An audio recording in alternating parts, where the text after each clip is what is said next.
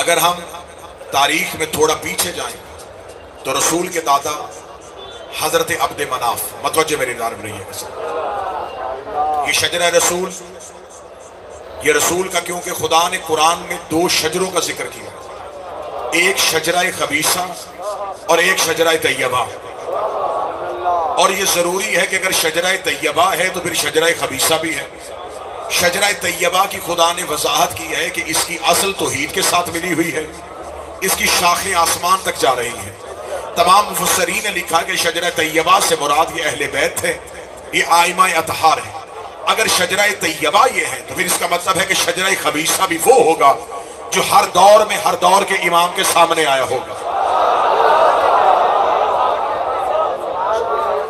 लिहाजा जो रसूल का मुकद्दस तरीन शजरा है, हजरत आदम के बाद शीस, शीस के बाद अनोश, अनोश के बाद किनान, किनान के बाद महलाइल, महलाइल के बाद बाजर, बाजर के बाद अदरीस, अदरीस के बाद अखनोख, अखनोख के बाद मसलोशन, मसलोश के बाद मालिक, मालिक के बाद नूह, नूह के बाद अरफक्षद, अरफक्षद के बाद शालिक, शालिक के बाद आबिर, आबिर के बाद फालिक, फालिक के बाद अरगो, अरगो के बाद इब्राहिम, इब्राहिम के बाद इस्माइल, इस्माइल के बाद किदार, किदार के बाद बेन, बेन के बाद हामल, हामल के बाद यस, यस के बाद यमसई, यमसई के बाद आद, आद के बाद अदनान, अदनान के बाद माद, माद के बाद मदरका, मदरका के बाद खुजैमा, खुजैमा के बाद कनाना, कनाना के बाद नजर, नजर के बाद मालिक, मालिक के बाद गाब, गाब के बाद फहर, फहर के बाद लवी, लवी के बाद काब, काब के बाद कलाब, कलाब के बाद जैद, जैद के बाद कसा, और कसा के बाद अब्द मनाफ। ये मैंने शजरा पढ़ा जो रसूल का मुकद्दस तरीन शजरा है, जिसकी शाखें आसमान पे है और जिसकी जड़ें जो है वो तौहीद के साथ मिली हुई है। जब रसूल का शजरा, बिल्कुल तारीखी एतबार से मजलिस है क्योंकि शब अशूर है, आज आप बिल्कुल बेशकदार तहसीन ना दें, लेकिन मौजू को मैं मुसलसल करना चाहूंगा। जब हजरत अब्द मनाफ पे आके ये शजरा पहुंचता है तो अब तारीख कहती है कि हजरत अब्द मनाफ के यहाँ दो बच्चों की विलादत हुई। तो जो मेरी तरफ रखिए, हजरत अब्द मनाफ के यहाँ, शरी छोड़ दिया, दो बेटों की विलादत हुई। दोनों बच्चे जब पैदा हुए तो ये जुड़वा, एक तारीखी रवायत है कि दोनों की आपस में पुश्त जुड़ी हुई थी, और एक रवायत है कि एक बच्चे का पांव दूसरे की पेशानी से जुड़ा हुआ। इन दोनों बच्चों को तलवार के जरिए अलहदा किया गया। जब तलवार के जरिए अलहदा किया तो उस दौर के बुजुर्गों ने कहा कि इन दोनों बच्चों के दरमियान तलवार हमेशा रहेगी और इन दोनों खानदानों के दरमियान हमेशा अदावत चलेगी।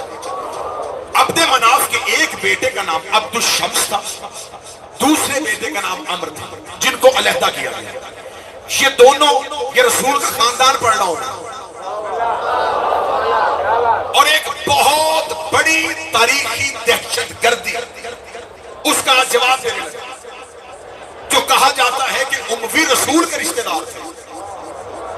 आज उसका जवाब मैं करबला से, इस मिंबर से देने लगा हूं कि हकीकत में उम्वी कौन थे, जिन्हें शजरा तैयबा से मिलाने की कोशिश की जा रही है। अब जब अब्द मनाफ के इन दो बेटों अब्दुल शम्स और अम्र को तलवार से जुदा किया गया तो शाम के इलाका में ये रहते थे। अबाई वतन मक्का था, लेकिन तजारत की गर्ज से हजरत अब्द मनाफ शाम आ गए थे, क्योंकि मक्का में छोटे लोग रहते थे, मक्का के लोग ज्यादा अमीर नहीं थे, लिहाजा ये तजारत करने के लिए करीबी मज़ाफाती इलाकों में जाते थे। लेकिन जो उमरा होते थे, जो अमीर होते थे, साहिब हैसियत होते थे, ये तजारत करने के लिए रूम जाते थे या फिर शाम जाते थे। रूम भी कदीम और शाम भी कदीम तहजीब थी। हजरत अब्द मनाफ शाम आ चुके थे। अब्द मनाफ के यहां जब दो बेटों की विलादत हुई और तलवार से अलहदा किया, अब्दुल शम्स शाम रह गए और अम्र जो इनका बेटा था ये अपने अबाई वतन मक्का आ गया। ये तजारत शाम करते थे, कारोबार शाम करते थे, रिहायश शाम में रहते थे, ज्यादा वक्त मक्का में गुजारते थे। हजरत अम्र जब मक्का में पहुंचे तो उस वक्त मक्का में कहत पड़ चुका था, लोग पानी की बूंद को तरसते थे, लोगों के घर खाने को कुछ नहीं था। अमर ने इस बात को बेहतर समझा कि बजाय मैं शाम में जाके ऐशो इशरत की जिंदगी गुजारूं, जिस इलाके से मेरे आबा अजदाद है, अगर वहां भूख है, वहां प्यास है, तो मुझे यहां रहना चाहिए। उन्होंने अपने खजाना का मुंह खोल दिया और उन्होंने अपने घर में दस्तरखान लगा दिया और मक्का वालों से कहा कि आज के बाद तुमने अपने घरों से खाना नहीं खाना, पूरा मक्का मेरे दस्तरखान से आके खाना खाए। ये कितनी देर मुसलसल रहा? 4 महीने मुसलसल अहलियाने मक्का आमर के घर से खाना खाते रहे। जब पहले दिन दावत का एहतमाम हुआ तो वो दावत का एहतमाम किया था, आमर ने ऊंट ज़िबा करवाए, ऊंटों का गोश्त बनाया, उनके शोरबे में रोटी भिगोई। ये आज भी डिश जितने अरबस्तान के मुल्क हैं, अरबों के, इसे सुरीज के नाम से याद किया जाता है, आज भी ये अरबों की पसंदीदा डिश है। आमर ने गोश्त के शोरबे में रोटी भिगो के प्याले भर भर के मक्के वालों के आगे रखे। उस दौर में इस डिश का नाम था होश, और जो बांटता था उसे हाशम कहते थे।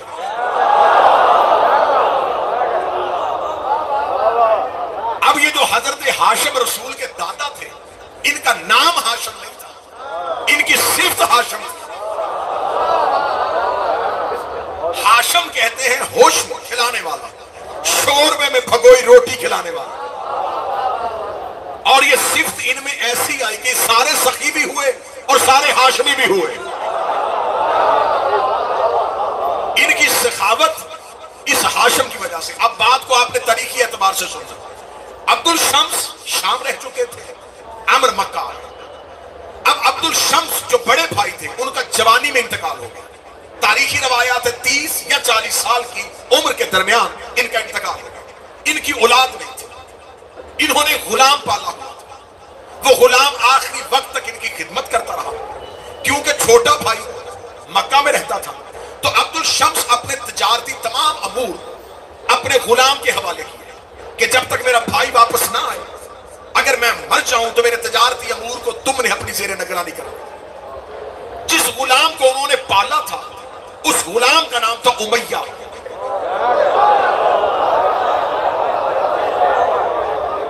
क्योंकि आज मुझे मौजू को मुकम्मल करना है, तो इसलिए मैं बड़ी जल्दी से तारीख आपके सामने पढ़।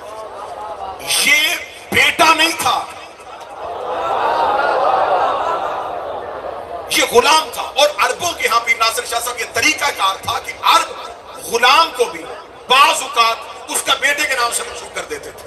अब जब हजरत हाशिम, क्योंकि मैं अमर नाम नहीं लूंगा, हाशिम नाम, अब जब हाशिम शाम पहुंचे तो पता चला कि मेरे भाई का इंतकाल हो चुका है। उनका सामान तजारत, उनका कारोबार किसके पास है? उनका गुलाम उमैया देख रहा है। उन्होंने उस गुलाम से कहा कि मेरे भाई का जितना भी कारोबार और बिजनेस और तजारत है वो मेरे हवाले कर। उसका नहीं, क्योंकि उन्होंने मुझे बेटा कहा था, लिहाजा वो मेरे नाम लिख के, इसका मैं निगरान हूं। अब हजरत हाशिम इतने बड़े ताजर थे कि उन्हें उस सामान से कोई गर्ज और गायत नहीं थी, लेकिन उमैया से हाशिम की दुश्मनी चल पड़ी। अब जनाबे हाशिम शाम रहे। जनाबे हाशिम का एक छोटा भाई था मुतलिब।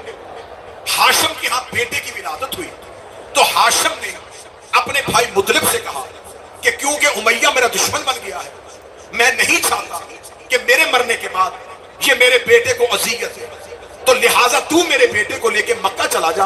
मक्का हमारा खानदान आबाद है, वहां मेरा बेटा महफूज रहेगा। हाशिम का छोटा भाई मुतलिब हजरत हाशिम के बेटे को गोद में उठा के ऊंट में बैठ के मक्का की तरफ चला गया। जब मक्का में पहुंचा तो मक्का वालों ने हाशिम के बेटे को नहीं देखा था, हाशिम के भाई मुतलिब को जानते थे। उन्होंने मुतलिब की गोद में बच्चा देखा तो उसे कहा अब्दुल मुतलिब, यानी मुतलिब का गुलाम। असल नाम अब्दुल मुतलिब नहीं था, असल नाम था शीबतुल हम्द। जो कहते हैं नबी का खानदान मुसलमान नहीं था, ये कैसा काफिर खानदान था? कोई अब्दुल्ला है, कोई शीबतुल हम्द है। बड़ी जल्दी जल्दी सदियों का सफर लम्हों में करवाने लगा। अब अब्दुल मुतलिब जो है हजरत हाशिम के बेटे, ये मक्का आके आबाद भी नहीं हुए। इन्होंने खाना काबा का निजाम अपने हाथ में ले लिया। ये हाजियों को खाना खिलाते थे। ये वही अब्दुल मुतलिब है। मैं एक तरीकी हवाले से याद करवा दूं। जब अबरहा खाना काबा को गिराने के लिए आया था तो उसने आते ही हजरत अब्दुल मुतलिब के ऊंट पकड़ लिए थे। और ये हाशिमियों का तरीकाकार था कि ये अपने ऊंटों के गले में कलादा नहीं डालते थे। ऊंटों के गले में तो जो मेरी तरफ ये ऊंटों के गले में आवाज पीछे तक आ रही है जी? बस पीछे तक आ रही है। मैं जल्दी करूं क्योंकि बहुत ज्यादा देर हो गई है। मैं चाहता हूं कि मोमिनीन ज़ियारत से मैं अब अरबों के, हाँ अब तो मेरी तरफ रखिए। अरब का हर कबीला अपने ऊंट के गले में एक कपड़ा डालता था, वो उस कबीले की पहचान थी। वो ऊंट बता देता था ये किस कबीले का। हाशमी अपने जानवर के गले में पटा नहीं डालते थे और किसी की जरूरत भी नहीं होती थी कि इनके जानवर को पकड़ ले। अब्रहा ने हाथे ही हजरत अब्दुल मुत्तलिब के ऊंट पकड़ लिए।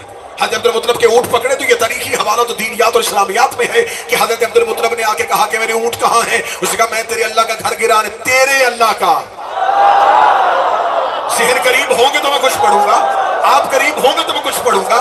मैं तेरे अल्लाह का घर गिराने आया हूं, तू ऊंट लेने आ गया, घर का नहीं पता। फरमाया ऊंटों का मालिक मैं हूं, घर का मालिक वो है। लिहाजा आज भी अकीदा यही रखना, आजादारी खतरे में नहीं, आजादार खतरे में है। आजादारी का वारिस मौजूद है। अब हजरत अब्दुल मुत्तलिब जिनका नाम शीबतुल हिम्द था और कुनियत के हवाले से अब्दुल मुत्तलिब मशहूर हुए थे, ये मक्का में बैठ गए। कहानी पूरी याद आ रही है जी। अब वो जो उमैया शाम में रह गया था, इसने शाम में एक बद किरदार और बदकार औरत से शादी की। उसके हाथ से इसके दो औलादें, एक बेटा एक बेटी।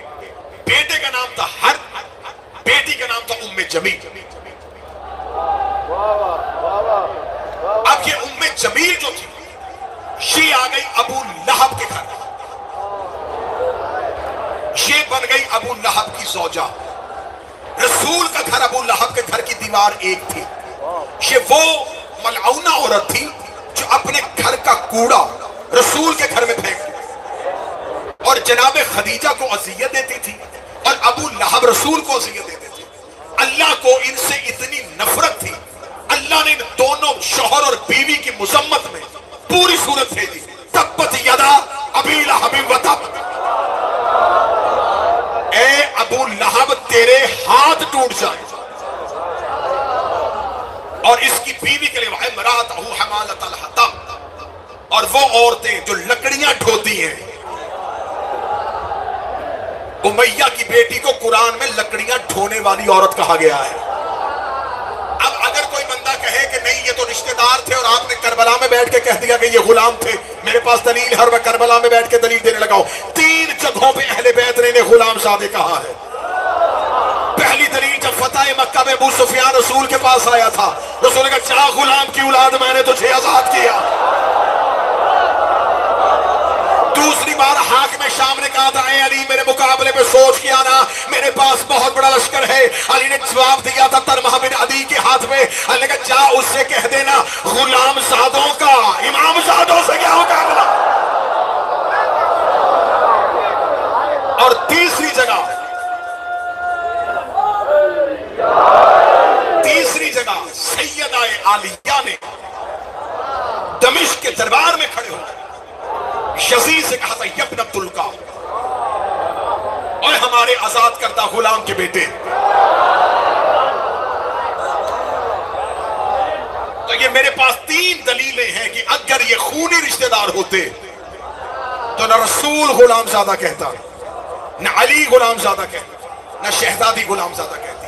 ये हाशमियों के रिश्तेदार नहीं थे, ये नस्ल उमैया में से थे। बात यहां तक पहुंच गई थी आपके सेहन में। अब उमैया की नस्ल से मैंने आपकी हाकिम शाम तक तारीख आपको पूरी सुना दी। हाकिम शाम आया, हाकिम शाम के बाद यजीद आया। 3 साल 4 माह यजीद की हुकूमत का दौर रहा।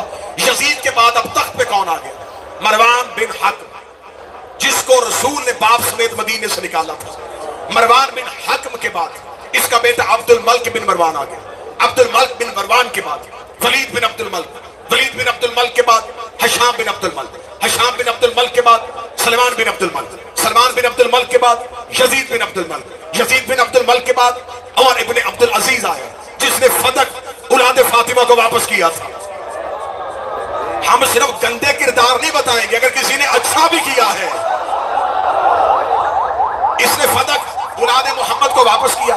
उमर बिन अब्दुल अजीज का दौर जाता है, उमर बिन अब्दुल अजीज के दौर के बाद मंसूर दवानगी आ जाता है। मंसूर दवानगी के बाद हारून रशीद आ जाता है। हारून रशीद के बाद मामूर रशीद आ जाता है। मामूर रशीद के बाद महदी अब्बासी आ जाता है। महदी अब्बासी के बाद हादी अब्बासी आ जाता है। फिर मोहतसम बिल्ला आ जाता है। फिर मोहतसन बिल्ला आ जाता है। फिर मोहसक बिल्ला आ जाता है। फिर मतवक्कल आ जाता है। फिर मोतमिद आ जाता है। इधर खिलाफत कहां से चली और कहां गया गई। उधर अब्द मनाफ के बाद अब्दुल मुतलब आ जाता है। अब्दुल मुतलब के बाद अब्दुल्ला आ जाता है। अब्दुल्ला के साथ अबू तालब आ जाता है। अब्दुल्ला से मोहम्मद आ जाता है। अबू तालब से अली आ जाता है। अबू तालब का बेटा होता है, मोहम्मद की बेटी होती है, दोनों की आपस में शादी